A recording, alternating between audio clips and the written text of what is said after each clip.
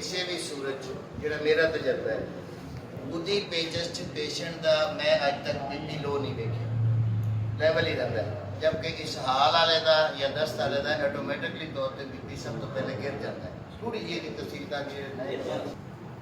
सुखरा का काम ही उदा ने चालू बनया होंदा जी जी मैं अग भी उदा नहीं जाती है इसलिए मैं पंजाबी बोल के तुम सीधी सीधी गल्लां साफ उदा नहीं जाता ना जेड़ा सुखराई होगा तो नहीं जाता। एक दूसरे नंबर सुखरा जो हद तो ज़्यादा हो जाएगा ना उन्हें साढ़े अदलात में मैच कर देना, मैच कर देना वो प्रैशर ही हो जाना वो बीपी लो होगा फिर बह बनाए बल्कि ग्रुप के जा पाए तो पहलों ने जो वो रद्द अमल होया वो भी रात मिली दिल ने ढिलिया हो जाना खून भरना है कोई फैल भी जाना बड़ा भी हो जाए यानी हो गया फिर वो कंडीशन अगलियां समझना पड़ेगा